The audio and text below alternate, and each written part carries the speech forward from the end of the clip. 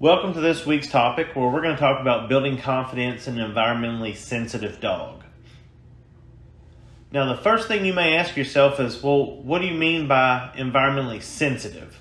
Or what do you mean when you say a dog is environmentally solid? Well, when we test dogs for workability in detection work or police work, we're going to test not only their hunt and prey drive, but we are going to test them environmentally and see how environmentally solid they are. So if we say a dog's environmentally solid, then they have no problem with loud noises, multiple people handling the dogs, going into tight places, underneath things, on top of things, hitting slick floors, climbing stairs, things like that. Now I'm going to post a few little short clips in this series of a dog I actually trained that you will see some friends of mine testing to see if the dog has what we're looking for in the detection dog. Just because I know you folks like to see some behind the scenes clips, and this will show you, how some of that's done for a professional working dog. But for, pet dogs, when we talk about environment, it's the same issue. So if your dog's sensitive, then they could have issues with loud noises, groups of people, tight places, slick floors, and stairs.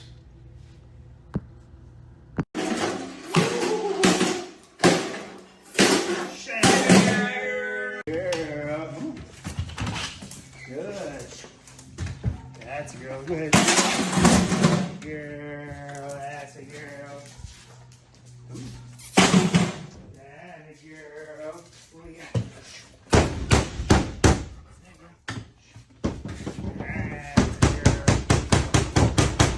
Good girl.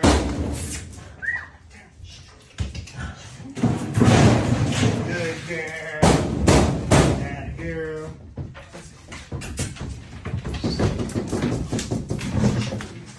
Good check.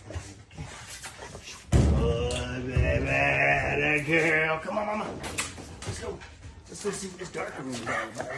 Let's go. Gabby, will you hit the light for me in that room? Or yeah. All right. Good girl. Oh, that girl ready. Here, my dog. Let's go. Woo, that girl. Come here. Here. What you smell? Come here, girl.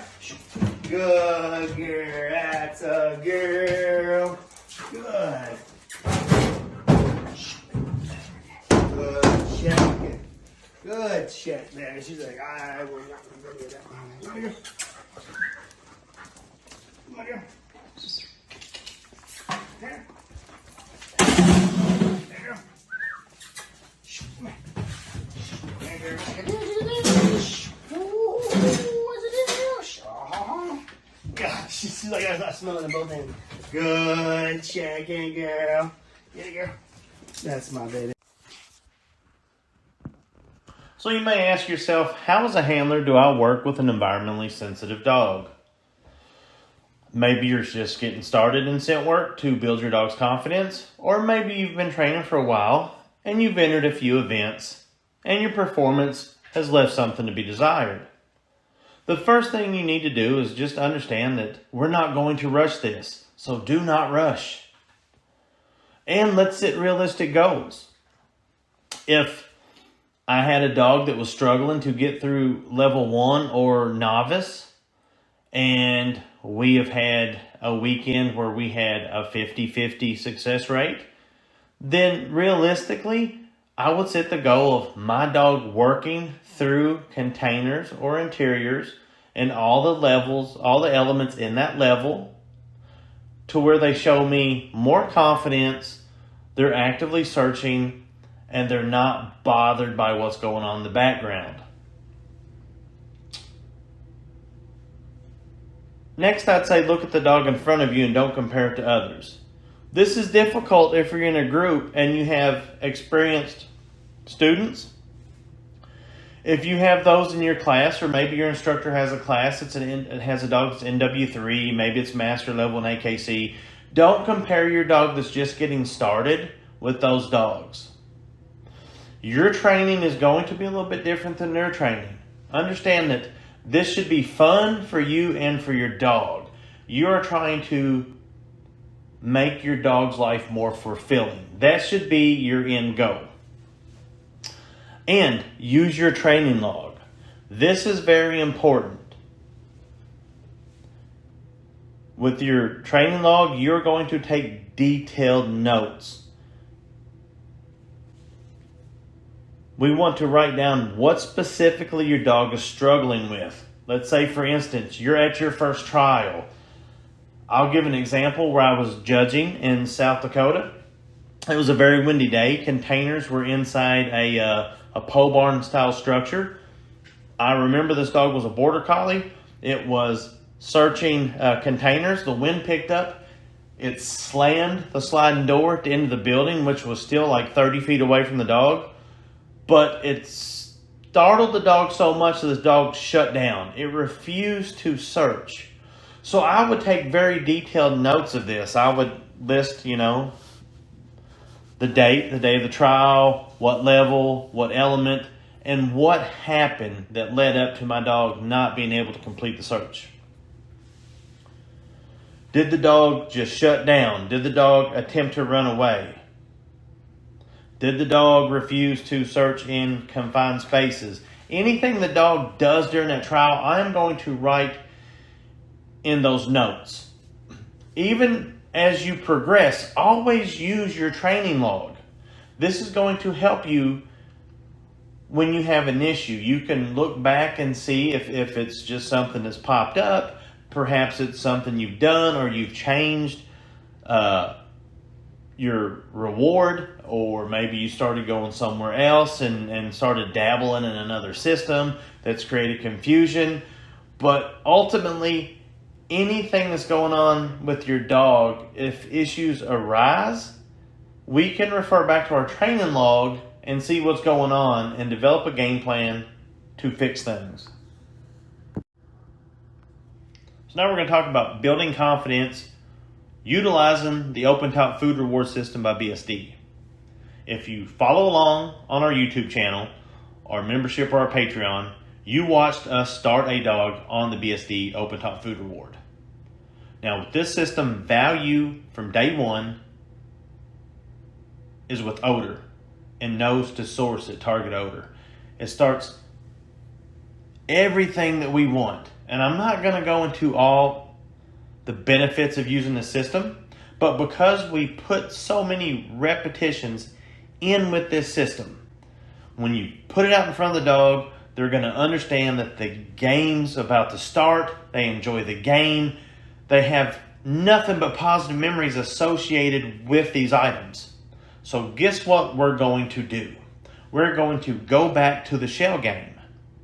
We're going to keep our value high and understand our reward system is verbal, touch, food. And if you have a toy reward dog, it's toy. But we want to make sure that we're using the same high value treat every time and only using this treat during scent work. Now, when we start a young dog, for instance, I have one dog that's food reward, one dog is toy reward. We use hot dogs, more specifically Ballpark Frank's beef and chicken. And the only time she ever gets the Ballpark Frank beef and chicken is when we're doing scent work. So if I had an issue with her, I would go back to the shell game and spend a few weeks using just the BSD bases.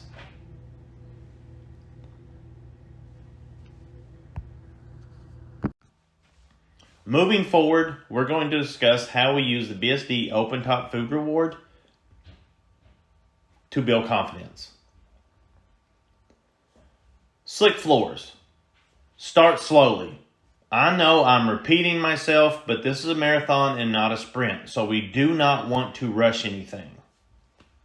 We will start by placing the BSD on the edge of the slick floor, just enough so the dog has to step in, put both front paws on the slick floor, and then when the nose goes into the BSD food reward system, we are going to do what?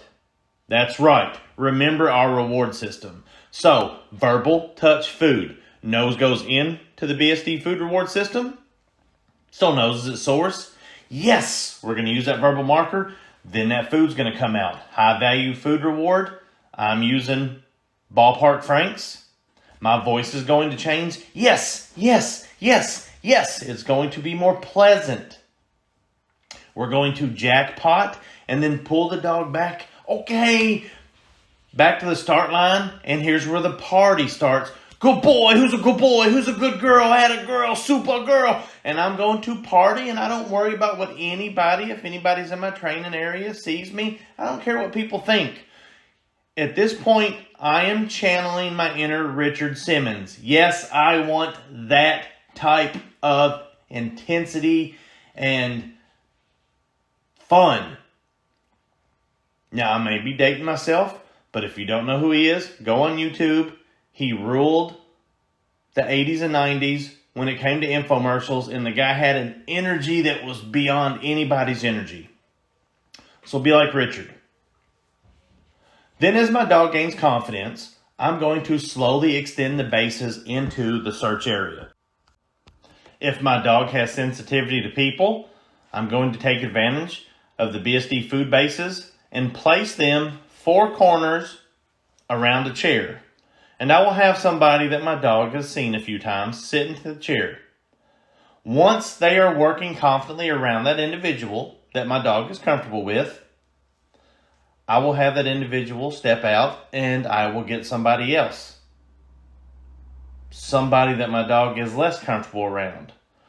And once I have worked through everybody in my training group and my dog seems to be okay with that, is showing some confidence, working those bases, no problem, then I'll remove the chair and have a couple people stand up in a small group, maybe 2 back to back, maybe 3 in a small little circle, and spread the BSD bases around them.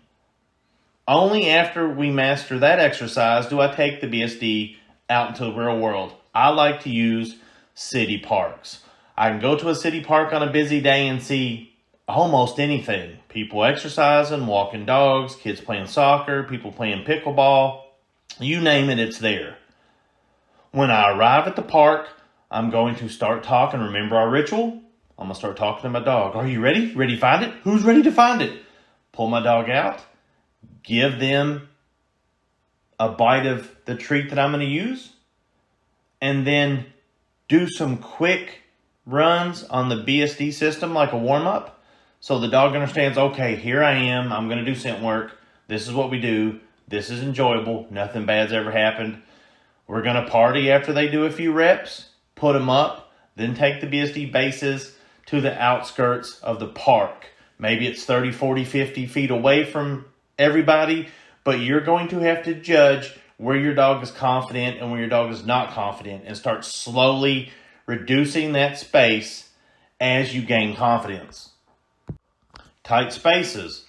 Once again, folks, we are going to slowly work this problem. We're going to start by placing the bases in the corner of each room. Now, when I start a dog on the BSD system and we start interior searches, I 4-corner the rooms anyway with the bases. But we can go back to foundational practices and have the dog check each corner. Then we can use doors to create a tight space. Partially closed door, slide the base back in that area. Place them underneath tables. And from there, be creative. Maybe your dog doesn't want to check high or on top of something. We can place it on top of a chair. You are only limited by your imagination. And the BSD food reward system works wonderfully for building confidence in your dog. So in conclusion, we want to make sure that we use the same high value treat every time. This is a clarity thing. We don't want to swap things up. Dogs function better when it's black or white, not gray. We also want to establish your ritual. So for instance, my food reward dog, when I go to the car and pull them out for a run, I'm talking to them. You ready? You ready, girl? You ready to go find it? You ready to go find it? As I'm hooking them up to the leash and talking to them. When I get to the start line, I'm going to give them a piece of that ballpark hot dog so they know now that's their cue. This is what I'm here for. And then I turn them loose in the search area. We want to explore new locations and take the bases. So go to parks. Go to areas that may have people. Go to a place that may have noise in the background. For instance, one of the places I train at, our local Lions Club, it has a big open field. Right next to it is a farm supply place. So there's all kinds of crazy noises. There may be a helicopter landing that's going to go spray a field somewhere. They may be pouring grain, or you may have tractors going by. There's all kinds of different noises that we are able to take advantage of for our training. Do quick warm-ups. When the bases come out, really quick, high value, high repetition, jackpotting the behavior. But also take advantage of this at a trial. Go to those warm-up boxes if you have a dog that struggles environmentally. Get a few quick reps in, back away, party, make it fun, because it's still a new environment.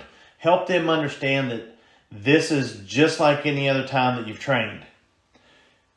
Keep your searches short and rewarding. Once again, verbal, touch, food, or toy. You can use all of these in training. And if you see your dog struggling, don't be like some of these instructors out there that say, don't talk to your dog. You don't need to talk to your dog. Well, if I see my dog going down and drive, I can take advantage of verbal to bring my dog back. So if my dog's not checking something or skips a corner, I can be like, hey, check, check. And when the dog checks, good check, good check. Maybe it hits one or two boxes, good check, good check. My voice changes, the dog's back to the task at hand. And I also want to start with some simple things with the dog that struggles environmentally. Start with an ORT. Do a few low-level searches at a trial. Instead of an entire weekend, maybe you do one or two runs of a container search. Or maybe you do round 1 and 2 of containers and round 1 of exteriors just to see where you're at. And you may want to stick around for a little bit at the lower levels to just continue to build confidence and to gain experience.